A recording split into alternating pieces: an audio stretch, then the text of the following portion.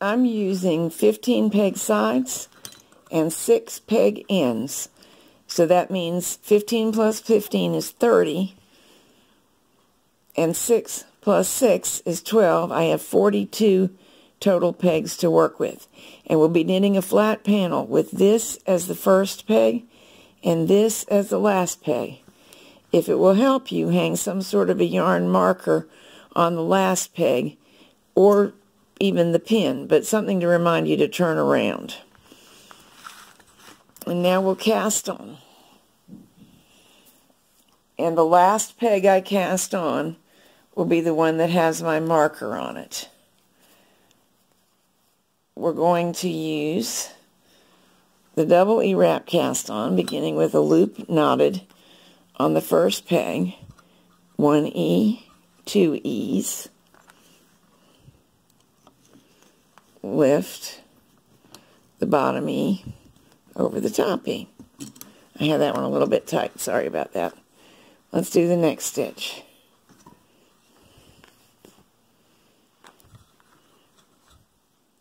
One E, 2 E's,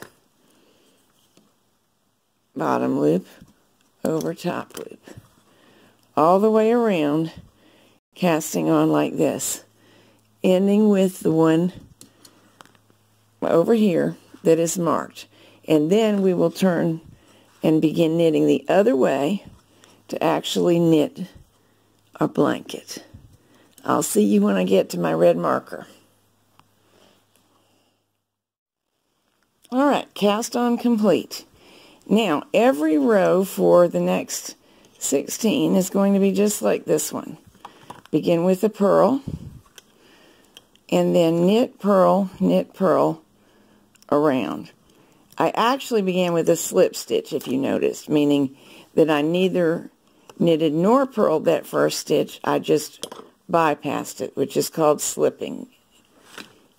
So we're going to knit and purl all the way around, and the last stitch of this row will be a purl.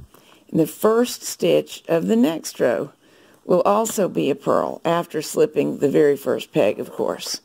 They'll all be alike. I'll see you when I'm back around to here, and I'll show you that. Okay, I'm around. Here is my working yarn. Here's my marker reminding me not to keep knitting around, but to turn back. I'm going to slip the first stitch and purl the next one, and then knit, purl around. While I start that, let me talk a moment about my choice of tools, which is this one. Kiss makes it. It's similar in some ways to my usual favorite with the rosewood handle, but this one is a little bit bigger and stronger, and therefore I think more suited to using super bulky yarn. It's just easier to work with.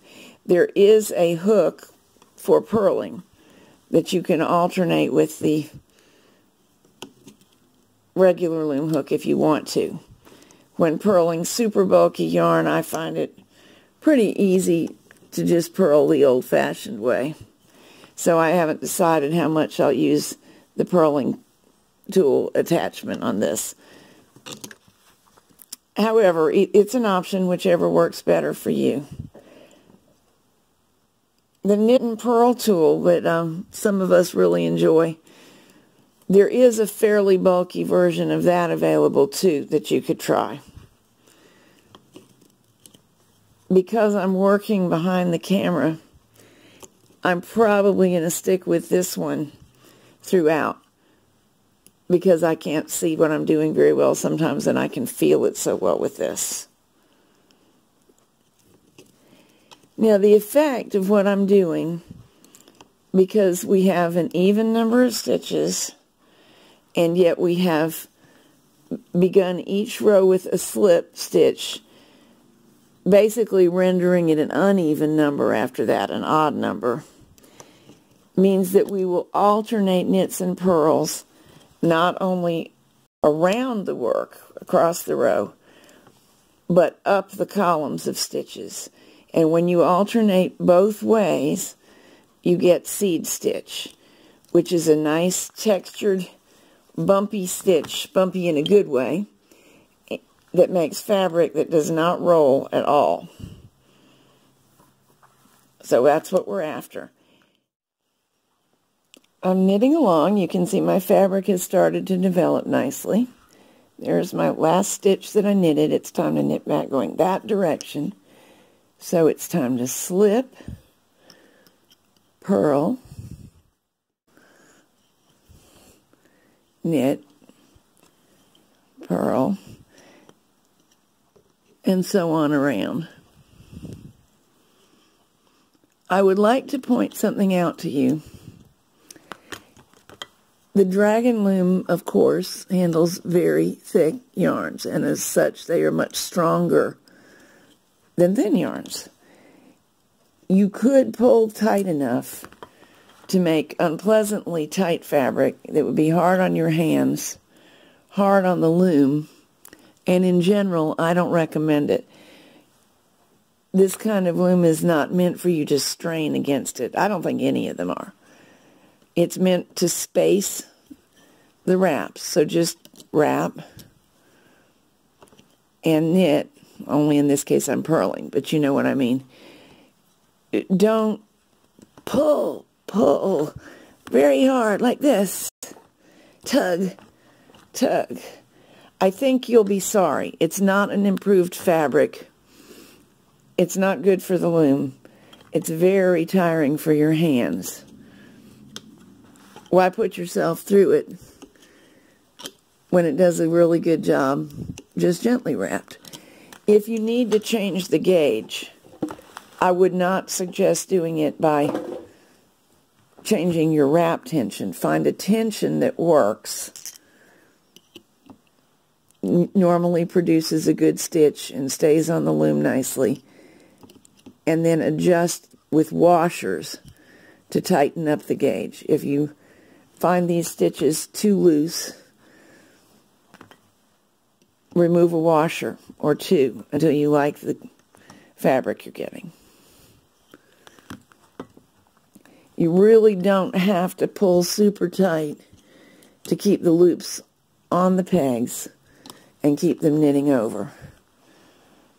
Let's look down into my fabric a minute.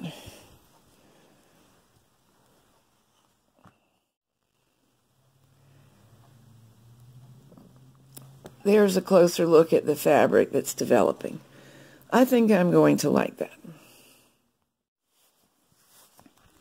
So we keep on knitting in seed stitch for 32 rows, doing exactly what we've been doing. And I have been experimenting, and the purling hook that goes with this kiss tool works very well. You may notice I'm using it in a slightly non-traditional method. Because the dragon is so big in gauge, I'm having a better time inserting it into the opening that's beside a stitch. It's into the stitch, but typically one inserts there, and I'm inserting there as the easier access. I think the reason it's giving me easier access as I think it over is that I need to rotate it in such a way as to grab this thick piece of yarn, and that I can do it more easily from that angle. Do it the way you want, of course. That's just a tip. But it turns out that although I didn't think this hook would be large enough to grab the yarn easily, I was wrong. It is large enough, and it may be somewhat time-saving to do what you see me doing here, which is just wrap the knits and come back to knit them over. I think I split the yarn just now. There we go. Well, do I get a third try? There we go. Then when I get to the end of the side, I wrap and knit over that knit. Now I can let go of it, and I can come back and just knit over all of the knit stitches with the plain hook. It's very efficient that way. As you know, I don't really think that speed is our main goal, but it feels good to make good progress, and that's the way that you can get some made. So I am on row 32 now. I will keep knitting around as we talk. Of course, you may make your band wider or narrower than I am making mine. If you decide to change it in any way, do make notes, because we'll be making two pieces just alike. This, if we hold up the finished blanket, what we've just knitted and are finishing up is the very bottom edge. And of course, we're using seed stitch so that it won't roll. Also to add textural interest.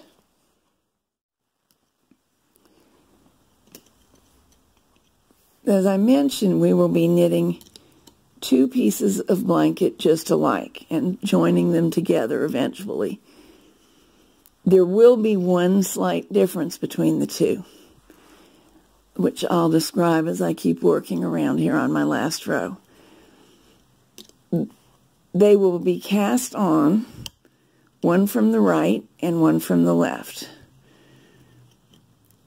That way they will, all the same instructions will result in pieces that are mirror images of one another, so that when we seam them, the left edge of one piece will join with the right edge of another piece and form the center of our design. And with that in mind, the next row that we knit on this piece will not be symmetrical, because one side of it is the, goodness me, this stitch is naughty. Well, I have news for you, Stitch. I have another tool. So our pieces will not be symmetrical after the bottom band. There will be some seed stitch on each side of each piece, but not the same amount on the left as the right, so that when they're joined together, we'll get the desired effect we have in mind. Also, we're going to do some cables. Don't panic. First of all, if you really don't want to do them, you can just leave them out and use knit stitches, which we're all using in the cable panels, but not cable them. I encourage you to at least give it a try. They look far more complicated than they are.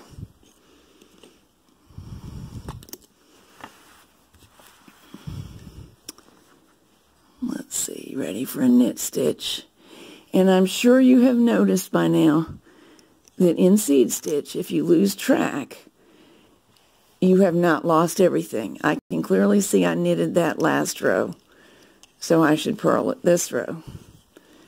In the next stitch, it's perfectly clear that I purled it, so I should knit it. You can always double check. You don't have to count. You can talk while you're working. You can even answer the telephone in the door, because when you come back, the work will tell you where it is. It's not mysterious, and it's going to be that way throughout. So although this is going to look like a rather elaborate pattern, it's very visually possible to tell exactly what should happen next.